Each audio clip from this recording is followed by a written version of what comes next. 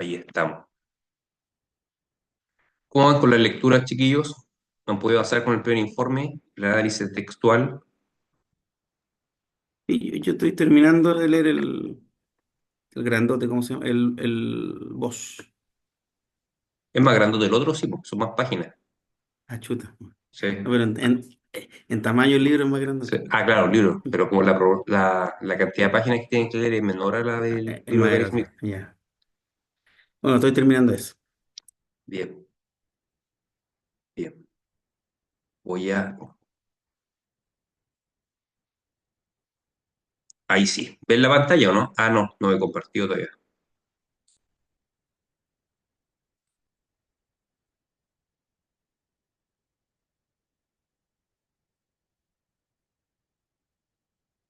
Compartir pantalla.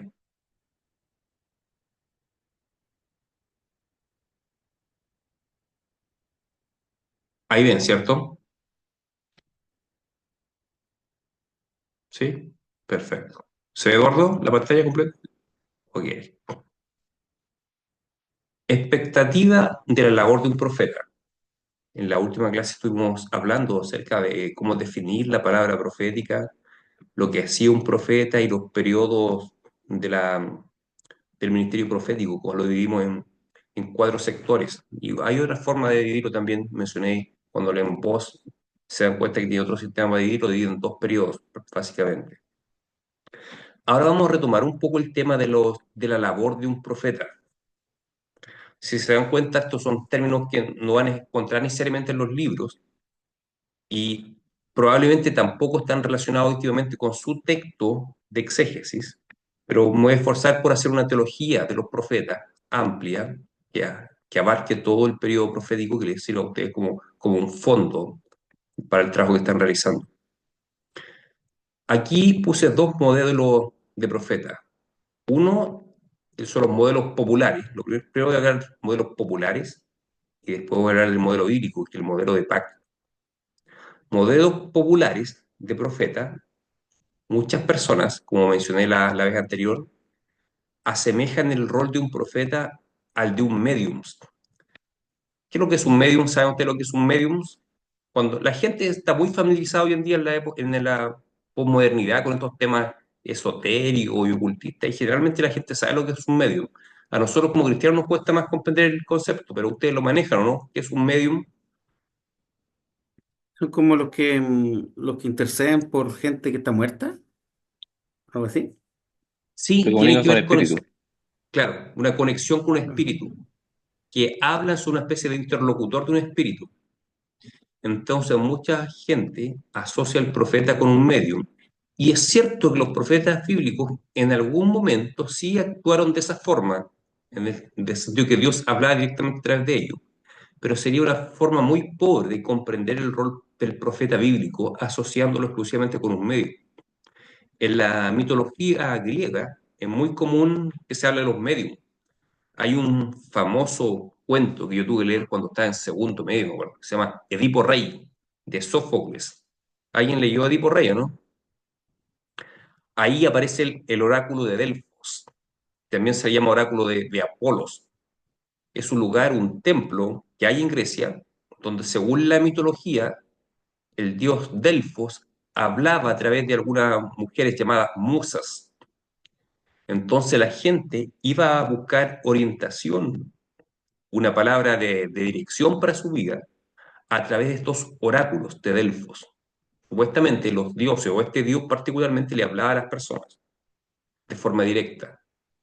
Y esas musas que eran la que llevaba la voz de este dios supuesto, eran las llamadas mediums. Más o menos parecido a lo que es el concepto moderno de medium. Obviamente nosotros descartamos que esa sea una buena forma de definir un profeta bíblico. ¿Ustedes han escuchado cuando a una persona le dicen tiene el mal de Edipo? ¿A qué se refieren las personas con eso? El mal de Edipo. El que está enamorado de la mamá, ¿o no? O no es el mal Bueno, de es que el Edipo. problema de Edipo, el drama de Edipo, es que se casó con su mamá sin saber quién era la mamá. Entonces, cuando a un Ah. hombre le gusta una mujer que es muy mayor, le dicen este tiene el complejo de Mm, Edipo. O puede ser una mujer que le gusta un hombre aún mayor y tiene el complejo de Edipo. Pero va por eso, por el tema de la edad, de enamorarse de una persona de mucho más edad. El caso de Edipo se enamoró de la mamá, pero sin saberlo. Y el otro modelo popular, que también hablamos algo la semana pasada, es que la gente asocia a los profetas con adivinadores.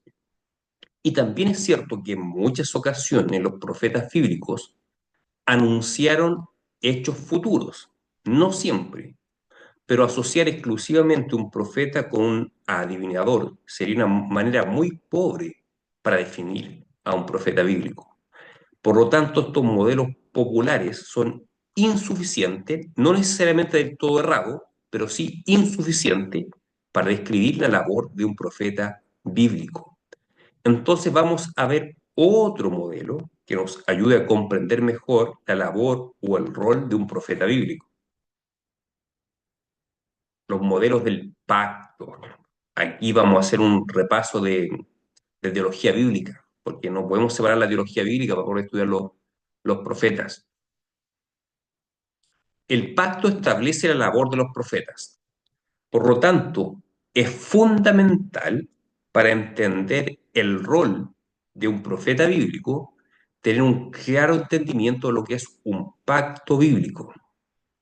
Muchas veces nosotros nos referimos a la teología reformada como la teología del pacto, y pensamos que desde un comienzo del siglo XVI los teólogos reformados tuvieron claro el concepto de pacto. La verdad es que el concepto de pacto se ha ido desarrollando a través de los siglos. Desde el siglo XVI hasta la actualidad se ha ido mejorando el concepto de pacto, se ha ido creando una comprensión más amplia del concepto de pacto. De hecho, probablemente los reformadores del siglo XVI no tenían la amplitud de conocimientos referente al tema del pacto como los que disfrutamos hoy en día. Para entender el pacto, un pacto de los tiempos bíblicos, es fundamental comprender que en esa época existían los tratados soberanos vasallos, dando origen al concepto de pacto por vasallaje, que imagino que ustedes ya lo escucharon probablemente en teología bíblica. ¿Alguien recuerda lo que es un pacto por vasallaje?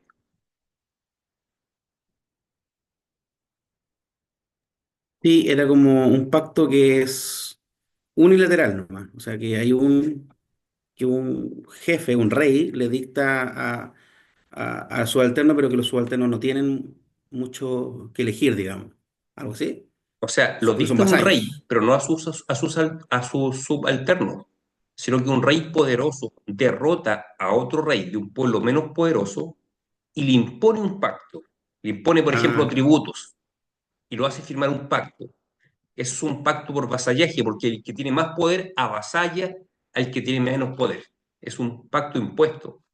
En realidad, los pactos por vasallaje se desarrollaron durante la antigüedad y no hasta hace muy poco tiempo, incluso entrado el siglo XX. Yo no sé si ustedes recuerdan, bueno, cada cierto tiempo en Bolivia surgen las demandas contra Chile que, por el tema del mar. Yo me acuerdo que Evo Morales, un expresidente boliviano, decía que el pacto de 1904 entre Chile y Bolivia es ilegítimo, que está nulo. ¿Por qué? Porque Bolivia fue obligada por las armas a firmar un pacto. En el fondo, ¿qué está diciendo Evo Morales? Que el tratado de 1904 fue por vasallaje. Ya, el tema que hasta el surgimiento de la ONU, después de la Segunda Guerra Mundial, todos los pactos entre países eran por vasallaje. Es decir, el vencedor obliga al vencido a firmar un pacto y le impone condiciones. Bueno, digo en los tiempos antiguos, hasta el surgimiento de la ONU, pero hoy en día tampoco estamos tan lejos de lo que está pasando en Ucrania. Cuando, no sé, po, supuestamente Trump le ofreció ayuda a Ucrania a cambio de los minerales, de las tierras raras. En el fondo le estaba imponiendo un pacto por vasallaje también. El más poderoso avasalla al más pequeño imponiéndole un pacto. Y eso no es tan distante de lo que ocurrió en los tiempos antiguos. Un tratado soberano vasallo es donde un rey poderoso le impone un pacto, un acuerdo, a un rey menos poderoso. Y dice tratado soberano vasallo. ¿Qué es un soberano cuando decimos nuestro Dios es soberano? De hecho, la soberanía de Dios, tal vez el punto doctrinal más importante, del cual más hablamos en la teología reformada, uno de los principales, sin duda. La palabra soberano es la traducción de la palabra griega despotes. ¿Han escuchado? La palabra despotes. La traducción literal del griego despote a español es soberano. Y de la palabra despotes deriva la palabra déspota. Y nosotros asumimos que la palabra déspota tiene una connotación negativa. Cuando usted le dice un gobierno es déspota, un rey déspota, ¿a con qué lo asimilan ustedes? Un rey bueno, ¿no? No, porque nosotros tenemos una connotación negativa de la palabra déspota, que es la misma palabra para soberano. Y la mejor definición textual de la palabra despotes es un rey que tiene el poder suficiente para hacer lo que él quiera. Como los seres humanos estamos infectados con el pecado, un rey poderoso que tiene el poder para hacer lo que quiera, se transforma en un rey maligno que abusa de su autoridad. Es un rey déspota. Pero como Dios no está manchado con el pecado, sus atributos son siempre buenos, entonces Él es un déspota, es un rey soberano, es decir, un rey que es tan poderoso que puede hacer lo que Él quiera. Eso significa que nuestro Dios es soberano. Es un déspota, sí, tiene tanto poder que puede hacer lo que Él quiera. Pero acá en los tratados antiguos, el rey soberano o déspota, infectado por supuesto con su pecado, le imponía un tratado al pueblo derrotado. Ahora, ¿será que aquellos que fueron avasallados se sometían gustosamente, alegremente a todo lo que el pacto establecía? ¿Pagaban los tributos con gozo? ¿Entregaban a sus mujeres como esclavas, a sus hijos como esclavos a este rey que los derrotó? Lo harían con gusto, ¿no? Es más que evidente que no. Bueno, el rey soberano, el que imponía el pacto, estaba consciente de esto. ¿Qué es lo que hacía entonces este rey poderoso, soberano?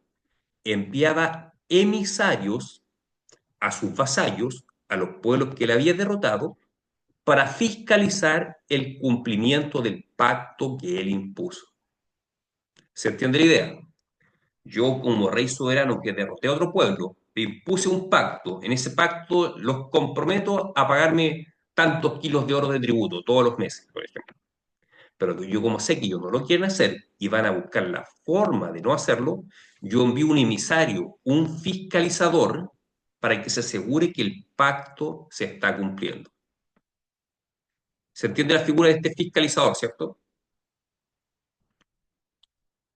Bueno, justamente al comprender el rol de este emisario, comprendemos el rol del profeta, porque Dios es el que estableció un pacto con su pueblo, el pueblo no cumple el pacto, por naturaleza es inclinado hacia el pecado, por lo tanto se rebela contra el pacto, y Dios envía a sus emisarios, a sus fiscalizadores, a advertir a este pueblo que si no cumple con el pacto, si no pagan los tributos, ocupando la analogía anterior, para ser avasallados nuevamente. Imagínense el escenario de la antigüedad.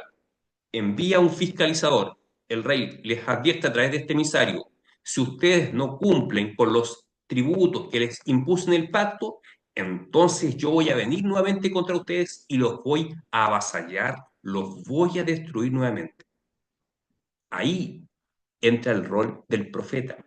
El profeta es un emisario del rey que establece el pacto. ¿Alguna consulta hasta ahí, hermano? ¿Alguna opinión?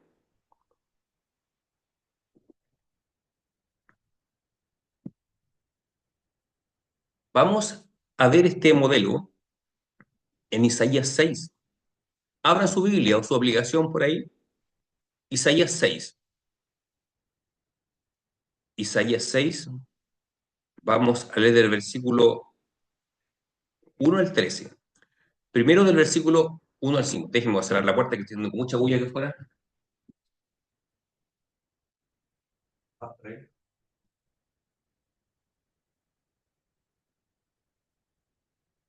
Ya, entonces lo tienen Isaías 6 del 1 al 5. Si lo puede leer Eduardo, por favor.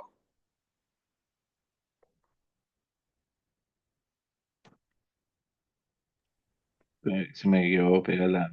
Tranquilo, esperamos. eh, perdón, Isaías perdón, 6 del 1 al 5. que se me quedó la Biblia ya, dice. Y ¿O es Felipe lo 6 del uno tiene? al 5. Aquí lo tengo ya. Ah, perfecto, ya lo Del tiene 1 ahí, al, Eduardo. del 1 al 5. Sí. Dice, en el año de la muerte del rey Usías vi yo al Señor sentado sobre un trono alto y sublime, y la orla de su manto llenaba el templo. Por encima de él había serafines. Cada uno tenía 6 alas, con dos cubrían sus rostros, con dos cubrían sus pies y con dos volaban. Y el uno al otro daba voces diciendo, Santo, Santo, Santo es el Señor de los ejércitos, llena está toda la tierra de su gloria. Y se estremecieron los cimientos de los umbrales a la voz del que clamaba, y la casa se llenó de humo. Entonces dije, Ay de mí, porque perdido estoy, pues soy hombre de labios inmundos, y en medio de un pueblo de labios inmundos habito, porque mis ojos han visto al Rey, el Señor de los ejércitos. Ya. Isaías recibió una visión. ¿A quién vio? Vio a Dios. ¿Cómo lo describe él? Al rey, el señor de los ejércitos. Aquí vemos la descripción de un rey. El rey que es el señor del pacto, es el dador del pacto. Y luego el versículo 6 y 7, ¿qué dice Eduardo? 6 y 7 dice, 7 dice, entonces voló hacia mí uno de los serafines con un carbón encendido en su mano, que había tomado del altar con las tenazas. Con él tocó mi boca y me dijo, esto ha tocado tus labios y es quitada tu iniquidad y perdonado tu pecado. Ahí el rey trata con Isaías, lo prepara para asignarle un rol, lo limpia, le limpia los labios, lo santifica. Primero Isaías ve al rey, el rey del pacto, es tratado por este rey y luego recibe una comisión. La comisión aparece en el versículo 8 al 13. Si lo puede leer, por favor, Eduardo, del 8 al 13. Sí, por supuesto. Dice, y oí la voz del Señor que decía, ¿a quién enviaré y quién irá por nosotros? Aquí estoy, envíame a mí, le respondí.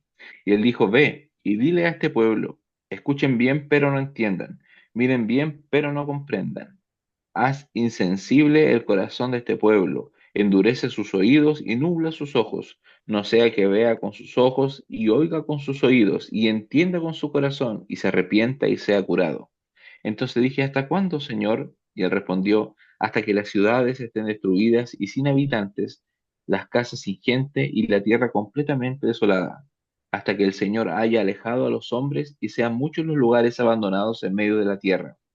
Pero aún quedará una décima parte en ella, y ésta volverá a ser consumida, como el roble o la encina, cuyo tronco permanece cuando es cortado. La simiente santa será su tronco. Ahí vemos una comisión a este emisario que sería Isaías.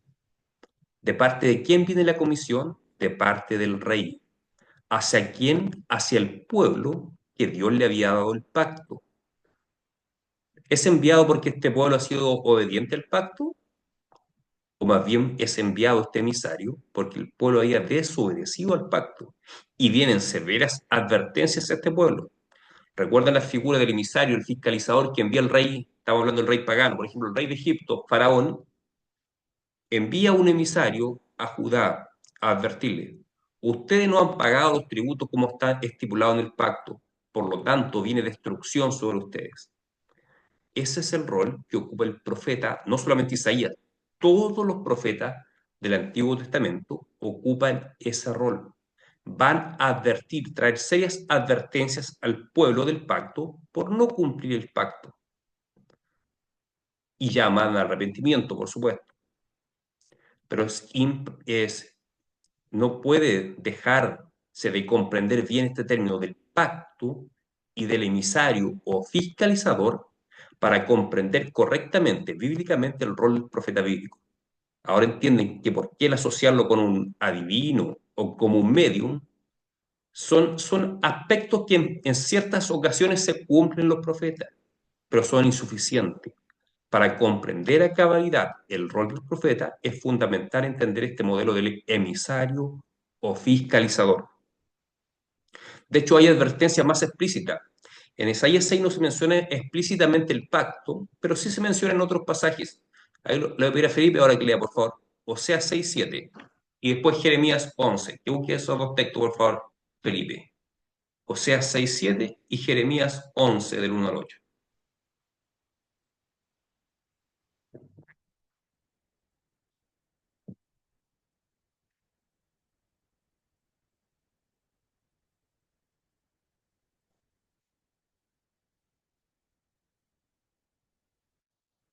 Ya. O sea, 6:7. Yes. Pero ellos, como Adán, han transgredido el pacto. Allí me han traicionado. Entonces, ven cómo se relacionan, como los reyes antiguos, soberanos, trataban con el vasallo, enviando un emisario para advertirle que no han cumplido con el pacto. Acá lo vemos en Oseas. Oseas que profetizó en el reino del norte, el reino de Israel, y les anuncia que como castigo por no haber cumplido el pacto, vendría destrucción sobre ellos. Dios usaría otro imperio más poderoso, que son los asirios, para destrucción del reino del norte, y eso es lo que finalmente ocurrió. Y en el caso de Jeremías, que profetizó en el reino del sur, ¿cuál es la advertencia que dice este emisario o este fiscalizador? Felipe, Jeremías 11, del 1 al 8. Jeremías 11. Esta es la palabra que vino a Jeremías de parte del Señor. Oigan las palabras de este pacto y díganlas a los hombres de Judá y a los habitantes de Jerusalén. Les dirán, así dice el Señor, Dios de Israel, maldito el hombre que no obedezca las palabras de este pacto, que mandé a sus padres el día que los saqué de la tierra de Egipto, del horno de hierro. Y les dije, escuchen mi voz y hagan conforme a todo lo que yo les mando, y ustedes serán mi pueblo, y yo seré su Dios, para confirmar el juramento que jura a sus padres, de darles una tierra que emana leche y miel, como lo es hoy. Entonces respondí, amén, Señor. Y el Señor me dijo, proclama todas estas palabras en las ciudades de Judá y en las calles de Jerusalén, diciendo, oigan las palabras de este pacto y cúmplanlas, porque bien advertí a sus padres el día que los hice subir de la tierra de Egipto, y hasta hoy los he amonestado con insistencia, diciéndoles, escuchen mi voz, pero no escucharon ni inclinaron su oído, sino que cada cual anduvo en la terquedad de su malvado corazón. Por tanto, hice caer sobre ellos todas las palabras de este pacto que yo les mandé cumplir y no lo cumplieron. Ahí vemos a dos profetas, a dos emisarios del rey, uno advirtiendo al reino del norte, Israel, y a otro Jeremías, en el caso de Judá, el reino del sur. Aquí se aparece explícitamente la palabra pacto, sobre todo con Jeremías, ¿cierto? Y las advertencias son clarísimas. Usted ha quebrantado el pacto que hice con sus padres. Entonces, no es posible entender correctamente la labor del profeta si no lo asociamos con el concepto de pacto. Así que estudiar los profetas tiene mucha relación con estudiar el pacto. Vamos a avanzar. Aquí, bueno, vamos a volver más a teología bíblica. Ustedes saben que en la teología reformada hablamos de dos pactos, ¿cierto? De dos grandes pactos. ¿Cuáles serían esos dos grandes pactos? ¿Cómo aparece en la confesión de fe de Westminster, hermano? Están muteados los dos. La confesión de fe de Westminster habla de dos grandes pactos. ¿Cuáles serían esos dos pactos? El pacto de obras, el pacto de ¿Ya? gracia. Así es. Pacto de obra y pacto de gracia. Cuando dice pacto de obra, se refiere al pacto con Adán, que algunos dicen que no es apropiado considerarlo pacto porque no aparece mencionada la palabra pacto. Otros teólogos como eh, Gerard Van Groningen le llaman pacto creacional en lugar de pacto de obras. Pero la confesión de fe de Mister llama pacto de obras, que es el pacto con Adán. Y los demás pactos, en realidad desde Génesis 3 en adelante, desde el protoevangelio en adelante, se considera que de ahí Dios comienza a relacionarse con el hombre a través de un pacto de gracia. En realidad, antes del protoevangelio, ¿en qué momento hermanos, comienza Dios a relacionarse a través de un pacto de gracia con el hombre. A partir que en esos primeros capítulos de Génesis no aparece la palabra pacto, aparece recién en el capítulo 9 la palabra pacto, el Brit, pero en los primeros tres capítulos ya vemos a Dios relacionarse con el hombre bajo el principio de la gracia. ¿En qué momento creen que ustedes que eso ocurre? ¿Cuándo Dios comienza a relacionarse con un pacto de gracia con el hombre?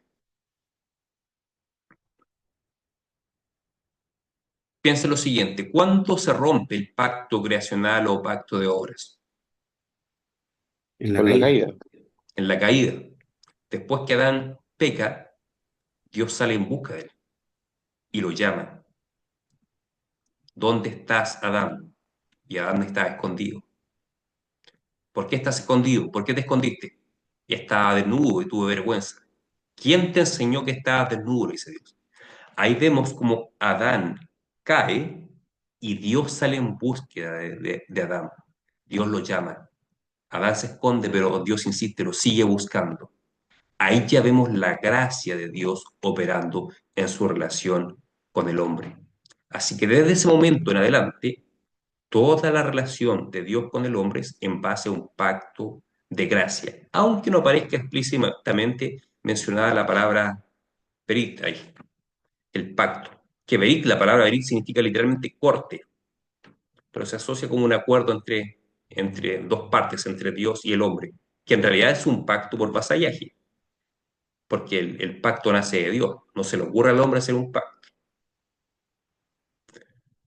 Ahora, aquí puse el título Administración del Pacto, claro, para diferenciarnos de la teología dispensacional que dice que hay varios pactos a través de la Escritura. Para nosotros como reformados hay dos pactos, pero hay varias administraciones del pacto de gracia. Después de la caída de Adán, se mencionan varios pactos en el Antiguo Testamento, por lo menos cuatro más el Nuevo Pacto en el Nuevo Testamento, serían cinco. Pero nosotros no decimos que son cinco pactos diferentes, son cinco administraciones del mismo pacto, que es el pacto de gracia. Acá puse cuatro solamente y el pacto con Adán porque estamos hablando solamente del Antiguo Testamento. Entonces, si ponemos el nuevo pacto en Cristo, aparecerían seis acá y cinco administraciones del pacto de gracia. Ahora, olvidémonos de esa división, pacto de obra y pacto de gracia. Veamos otra división, que no es contradictoria, por supuesto, la teología reformada, para nada. Pero el pacto con Adán y el pacto con Noé tienen algo en común, que no tienen en común con las demás administraciones del pacto. No sé si recuerdan eso, si lo vieron en teología bíblica. ¿El mandato cultural? ¿O no? Eso es propio del pacto con Adán. Sí, coincide, pero voy a algo más amplio. ¿Con quién es hecho este pacto? Con todo el Cuando Dios mundo. hace... ¿Ah? Exacto, todo el Con todo el mundo. mundo. Cuando Dios hace un pacto con Adán, ¿Adán a quién representaba? A toda la raza humana, a toda la humanidad. Por lo tanto, es un pacto universal. El pacto que Dios hace con Noé tiene implicancias también universales. Tanto el pacto con Adán como el pacto con Noé tienen implicancias, consecuencias universales a toda la raza humana. Diferente la administración del pacto de Abraham, Moisés y David, que tienen relación con un pueblo, con una nación, con la nación de Israel. O sea, el pacto con Adán y pacto con Noé son pactos universales. Luego con Abraham, Moisés y David tienen características de pacto nacional, del pacto con Israel. Ahora, ¿qué tiene que ver esto con los profetas? Tiene que ver porque el rol de los profetas o la labor de los profetas depende también de las implicancias del pacto. Hoy día vamos a alcanzar a hablar solamente de la implicancia de la labor del profeta con los pactos de alcance universal. Primero vamos a ver cuáles son los pilares o los temas principales del pacto con Adán. Tenemos responsabilidad humana. Vamos a ir leyendo los textos bíblicos, ¿eh? Este ramo de Biblia. Vamos a leer los textos bíblicos. ¿Qué puede leer? Génesis 1:26. Acá lo tengo. Sí, por favor. Dice, y dijo Dios, hagamos al hombre a nuestra imagen, conforme a nuestra semejanza, y ejerza dominio sobre los peces del mar, sobre las aves del cielo, sobre los ganados, sobre la tierra, y sobre todo reptil que se arrastra sobre la tierra. Entonces, el hecho que Dios haya creado al hombre a su imagen y semejanza, que es una característica que no tiene el resto de la creación, que no tienen las otras criaturas, solamente el ser humano la posee, significa que el ser humano es responsable delante de Dios, tiene responsabilidad delante de Dios. De hecho, Dios nos hace responsables de nuestros actos. Dios no le da esa misma responsabilidad a los animales, por ejemplo. Por ejemplo, yo tengo una gata acá. Y un día en el verano trajimos un perro que estuvo una semana nomás en la casa y le pusimos un tiesto con alimento y agua al perro. Y la gata le tomaba el agua al perro y le comía el alimento. El perro no le hacía nada. ¿Ustedes qué creen que la gata siente remordimiento de conciencia por estar robándole la comida al perro? No siente remordimiento de conciencia, porque Dios no le manda responsabilidad, porque ella no fue creada a imagen de Dios. Por lo tanto, no tiene ese sentimiento de responsabilidad, de conciencia. Así que el ser humano sí es responsable. Por lo tanto, un elemento esencial del pacto con Adán es que Dios hace al ser humano responsable de sus actos. Y también un tema de este pacto es la corrupción humana. Aquí vemos ya la consecuencia de romper este pacto, que se hace evidente en Romanos 5:12. ¿Quién lee Romanos 5:12? Dice así, por tanto, tal como el pecado entró en el mundo por medio de un hombre, y por medio del pecado la muerte, así también la muerte se extendió a todos los hombres, porque todos pecaron.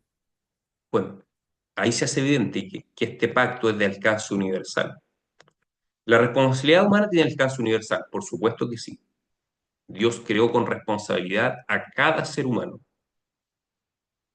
La corrupción humana alcanza a todo ser humano, de toda nacionalidad, de toda época, de toda clase social, de toda raza. Pero también hay promesa de redención para toda la humanidad. Esto lo vemos en Génesis 3:15. Leamos también este famoso protoevangelio, Génesis 3:15. ¿Leo? Sí, por favor. Pondré enemistad entre tú y la mujer y entre tu simiente y su simiente. Él te herirá la cabeza y tú lo herirás en el talón. Aquí vemos como el llamado la promesa de redención o protoevangelio. Es decir, la raza humana tiene esperanza. Hay redención para la humanidad. Ahora, ¿alguien podría decir eso y contradice con la soteriología calvinista? No, porque recuerden que nosotros creemos que el evangelio, la oferta de salvación, sí tiene alcance universal. Otra cosa es quienes reaccionan a esa oferta del evangelio, que reaccionan solamente los elegidos de Dios. Pero hay un mandato para la iglesia predicar el evangelio a toda criatura. De hecho, está escrito en Mateo 24 que el Señor no vendrá sin que antes el evangelio haya sido predicado para testimonio a todas las naciones. Así que la oferta del evangelio sí tiene un alcance universal. Entonces, hay que tener en cuenta estos elementos para entender el rol de los profetas en relación a los pactos universales: responsabilidad humana, corrupción humana y redención humana. Ahora vamos a ver los pilares o temas principales del pacto con Noé. Estabilidad natural. Claro, que lo podemos leer en Génesis 8:22. Ahí se nota poco el contraste, pero si lo pueden buscar, por favor, Génesis 8:22. Y después Felipe busca Génesis 8:21 y el 9:1. Los dos últimos Felipe. Eduardo, lea Génesis 8:22, por favor. Perfecto. Génesis 8:22 dice, mientras la tierra permanezca, la siembra y la siega, el frío y el calor, el verano y el invierno, el día y la noche nunca cesarán. O sea, la estabilidad natural. Van a haber estaciones del año. Va a haber día y noche, por siempre. Bueno, hasta el día final de la consumación de todas las cosas, con el regreso de Cristo. Habrá cielo nuevo y tierra nueva.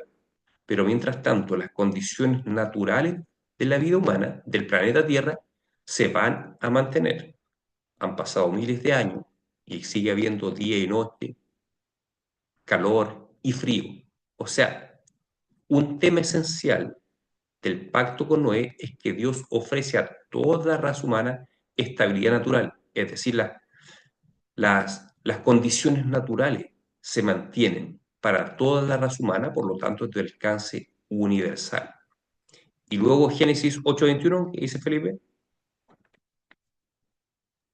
Dice 8:21, el Señor percibió el aroma agradable y dijo el Señor para sí, nunca más volveré a maldecir la tierra por causa del hombre, porque la intención del corazón del hombre es mala desde su juventud.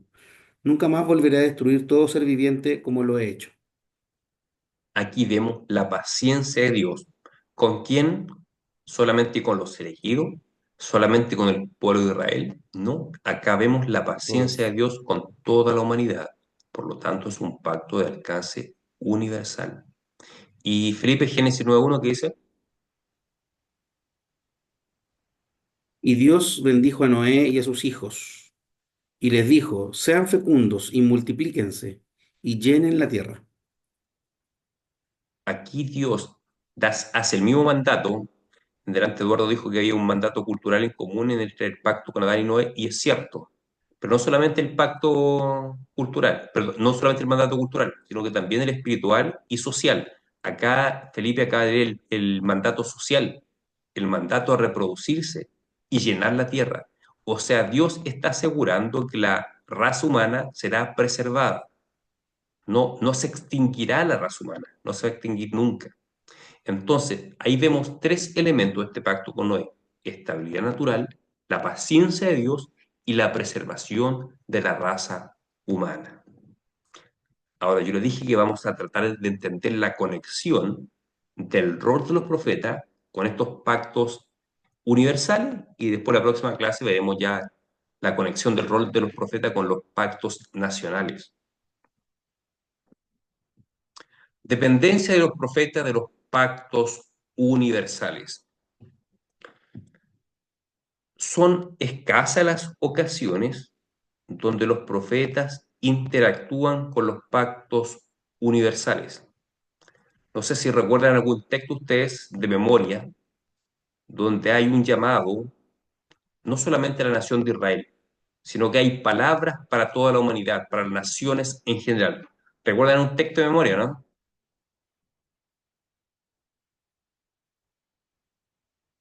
Generalmente los llamados son al pueblo de Dios, a Israel o a Judá, pero llamado a las naciones, una predicación a las naciones. Bueno, aquí tenemos dos textos. Lean uno cada uno. Eduardo, Jeremías 1:5 y Felipe, Isaías 49:6, por favor. ¿Qué dice Jeremías 1:5? Dice, antes que yo te formara en el seno materno te conocí, y antes que nacieras te consagré, te puse por profeta a las naciones. Entonces, hay una responsabilidad del profeta a las naciones en general.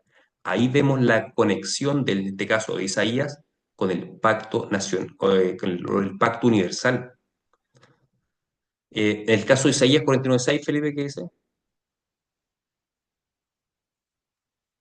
Dice, em, dice él, disculpen, shh, dice él, poca cosa es que tú seas mi siervo para levantar las tribus de Jacob y para restaurar a los que quedaron de Israel. También te haré luz de las naciones, para que mi salvación alcance hasta los confines de la tierra. Bueno, para que mi salvación alcance hasta los confines de la tierra. Recuerdan que un elemento del pacto con Noé era la redención universal, que había promesas de redención para la raza humana. Por lo tanto, Isaías tiene esa implicancia en su labor de ser luz a las naciones para que el mensaje de salvación, de redención, sea anunciado a todas las naciones de la tierra, que no se cumplió literalmente por medio del profeta Isaías, pero sí se cumple por medio de Cristo. La iglesia, ahora, la iglesia, por medio de Cristo, lleva este evangelio de Cristo a todas las naciones de la tierra. De hecho, en el pacto con Abraham vemos también que a Abraham se le hace la promesa, en ti serán benditas todas las familias de la tierra. Ese texto lo rescata después Pablo a los Gálatas y dice que por medio de la fe nosotros somos hijos de Abraham y nosotros somos los que llevamos la bendición a todas las familias de la tierra. Ahora, ¿se cumplió ya ese mandato? ¿La iglesia ya llevó el mensaje de salvación a todas las naciones o a todas las etnias de la tierra? Todavía no. Falta, falta. Hay lugares en la tierra donde ni siquiera se conoce su idioma. No se ha llegado con el mensaje del Evangelio. Por lo tanto, el reino de Dios tiene mucho por delante todavía que avanzar y cumplirse este rol profético en relación a los pactos universales. Ahí nosotros, nuestro rol profético, la clase pasada hablamos que existen profetas hoy en la actualidad que son los portadores de la palabra de Dios, quienes predican la palabra de Dios. Todos de una forma tenemos ese rol profético de llevar este mensaje de redención a todas las naciones de la tierra, porque por la caída en el pacto que tenía implicancias universales, también tienen un rol los profetas. Ahora, en el Antiguo Testamento también vemos profetas con mensajes a las naciones que no son de Israel. Por ejemplo, el mensaje de Abdías es para denunciar los pecados de Edom, una nación vecina de Israel. Entonces, Edom no está bajo ningún pacto nacional, pero sí está bajo los pactos universales. Por lo tanto, los profetas también atacan a aquellos, o atacan o llevan su mensaje a aquellos que están bajo los efectos por haber caído, transgredido los pactos universales. De cierta forma, el pacto con Noé es una rectificación del pacto anterior con Adán. Así que el que cayó en el pacto con Noé también está infringiendo el pacto con Noé. Ambos pactos de alcance universal son infringidos por todas las naciones, por toda la humanidad. Un caso muy conocido, que hablamos, me parece, en la clase pasada de Jonás en relación a Nínive. Jonás, un profeta judío, va a predicarle a un pueblo completamente gentil, que es Nínive, la capital del imperio asirio. ¿Por qué Dios envía a Jonás a predicar a Nínive? Más allá de que por la misericordia de Dios, una respuesta técnica de acuerdo a lo que estamos viendo, es porque Nínive estaba bajo los efectos de los pactos universales. Y también hay promesas de redención para las naciones.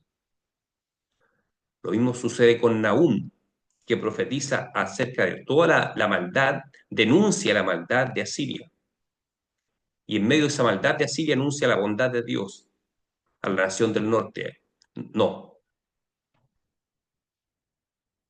sí, Nahum profetiza a Israel, la nación del norte. Según me recuerdo, estoy equivocado. Me parece que Nahum profetiza a la nación del norte. Sí, sí, le advierte del pueblo asirio que los habría de invadir algunos años después. De hecho, la profecía de Nahum viene después de la de Jonás. La misma pregunta, ¿por qué un profeta de Dios, del Dios de Israel, del Dios del pueblo del pacto de Dios, le va a profetizar a Siria? Porque Asiria estaba bajo los efectos de los pactos universales. Y recuerden que los profetas son emisarios o fiscalizadores del rey soberano que estableció un pacto con los vasallos. El rey está encolerizado con sus vasallos porque no están cumpliendo el pacto y les envía un emisario a advertirles que cambien de conducta o si no van a pagar las consecuencias. En ese rol vemos a Abdías, a Jonás y a Nahum. El rey del pacto, Dios, envía su mensajero a estos pueblos porque han transgredido el pacto con Noé y el pacto con Adán. Bueno, pero no solamente estos profetas o emisarios denuncian los pecados, la fractura del pacto por parte de estos pueblos, sino que también anuncian la redención. Llevan buenas nuevas también estos pueblos. Ahí vemos dos casos, el caso de Isaías y Jeremías. Vamos a leerlo también. Eduardo con Isaías 25 y Felipe Jeremías 17, por favor. Perfecto. Del 6 al 8 dice, El Señor de los ejércitos preparará en este monte para todos los pueblos un banquete de manjares suculentos, un banquete de vino añejo, pedazos escogidos con tuétano y vino añejo refinado. Y destruirá en este monte la cobertura que cubre todos los pueblos, el velo que está extendido sobre todas las naciones. Él destruirá la muerte para siempre. El Señor Dios enjugará las lágrimas de todos los rostros y quitará el oprobio de su pueblo de sobre toda la tierra, porque el Señor ha hablado. Entonces, estas promesas de redención, de restauración, ¿para qué es? ¿Para quién? ¿A quién van dirigidas? ¿Van dirigidas a la nación de Israel? ¿A quién se las dirige el profeta Isaías? Estas palabras de restauración, estas promesas. Ahí el texto que leyó Eduardo lo dice, Todos los pueblos, todos los a pueblos. todos los pueblos.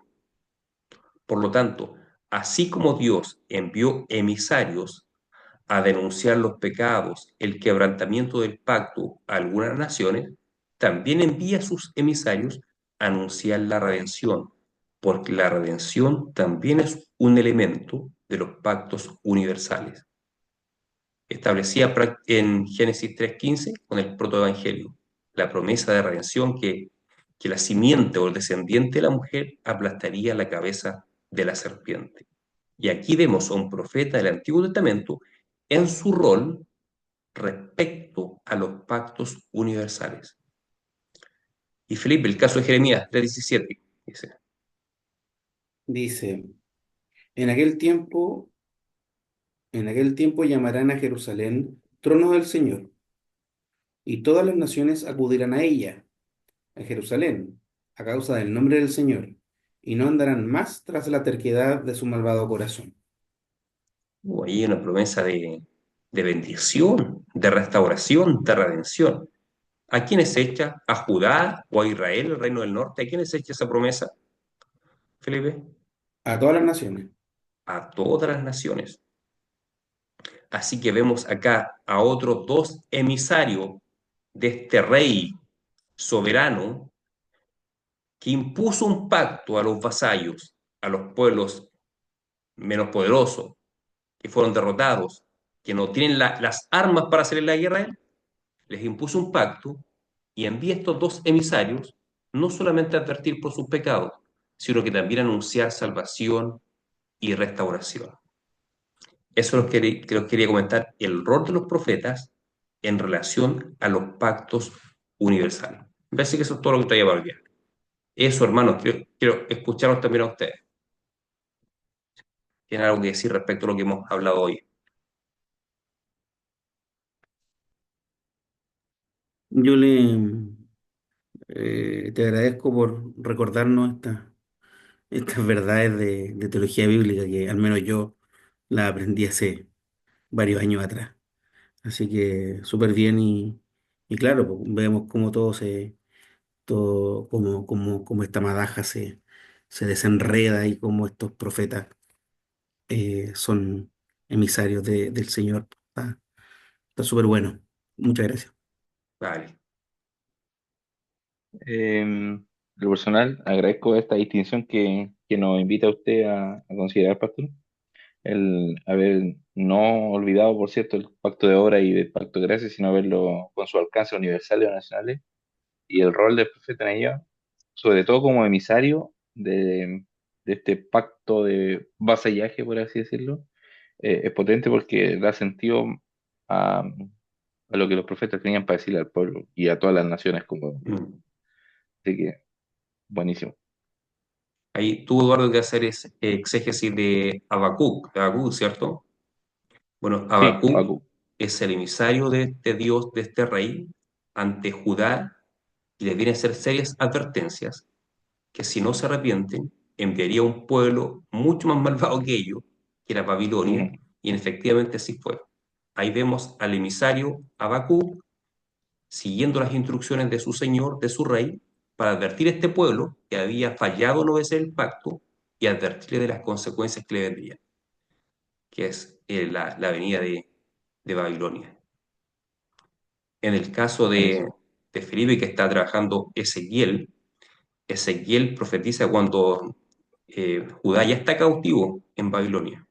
Por lo tanto, ahí el emisario le da a entender, ustedes desobedecieron el pacto, por lo tanto ahora están sufriendo las consecuencias de desobedecer el pacto, están cautivos en Babilonia, pero aún así hay promesa de restauración. Dios los traerá de vuelta a su tierra y reedificarán nuevamente la ciudad, reedificarán el templo. Así que hay promesa de restauración en la labor profética de Ezequiel. Eso, hermanos. Si no hay alguna consulta, algún otro tema que queramos tocar respecto a lo que hemos visto hoy, entonces vamos a pedirle a Felipe que esté. ¿No hay ninguna consulta o algo más que decir? ¿No? Yo quería consultar por la próxima clase, profe, pero no sé si ahora o después de orar. Bien, ¿para cuándo está planificada el programa? Debería ser el viernes. Entiendo que lo habíamos cambiado los viernes. Sí, los Debería viernes. ser el viernes 2 de mayo. El Claro, porque es por viernes, medio, ¿no? sí, Sí. claro, semana por medio. Déjenme ver aquí el calendario. ¿Y tú Ya, puedes, Eduardo? ¿Todavía puedes? Sí, todavía. Bueno, quizás esta semana me confirmen lo contrario, pero de momento podría. ya, entonces inicialmente sería para el viernes 2 de mayo, salvo que Eduardo le confirme lo contrario, ¿ya? Así que nos avisa Eduardo, nos avisa en el WhatsApp si cambia la situación. Sí, pues, Yo estoy no hay orando para que problema. cambie, yo estoy orando para que cambie la situación. Entonces, Y Muchas gracias, pastor. sí, sí, sí. Pero si Gracias. no tenemos novedad, sería el viernes 2 de mayo, hermano. Ya, Felipe, Perfecto. ¿puedo orar, por favor? sí, oremos. Señor, te damos gracias por tu palabra maravillosa, Señor, por tu palabra que tiene sentido, Señor, tiene lógica y, y gracias porque tu palabra no solo habla ni de mi corazón, ni de un pueblo, sino que de toda la humanidad, Señor, y todas las naciones, Padre. Gracias porque va a llegar un día en que la gente reconocerá, Padre, que tú eres el Señor. Lamentablemente para algunos será tarde, pero para otros van a haber alcanzado salvación en ti, Señor. Te damos gracias por eso, porque podemos recordar verdades, Señor, tan importantes y cómo los profetas se relacionan, Señor, con los pactos. Gracias por el profesor Edward, Señor, por su vida, por su pasión, Señor, que demuestra al enseñarnos y te pido que le bendiga a él, su ministerio, Señor, y Sí. también a nosotros que nos enseñe y nos ayude a ser responsables, a ser diligentes, Señor, a cumplir con todas las responsabilidades, tanto esta como las demás que tenemos, Señor. Te pedimos sobre todo por Eduardo, Señor, y te pido Amén. por un trabajo, Señor, para él, Señor, que pueda proveerle para él, para su familia también, Señor. Sabemos que él lo necesita, Señor, así que te pedimos, Señor, que tú proveas prontamente. Y te pedimos también por el compañero Alejandro, Señor, en sus actividades, Señor, también que pueda ponerse al día con esta asignatura, Señor. Danos un buen descanso y un buen día miércoles, Señor. En el nombre de Jesús, amén. Amén. Ya que descansa, hermano. Que Dios le Amén. bendiga. Chao, chao, gracias. Chao, Que estén chao. bien. Chao, chao.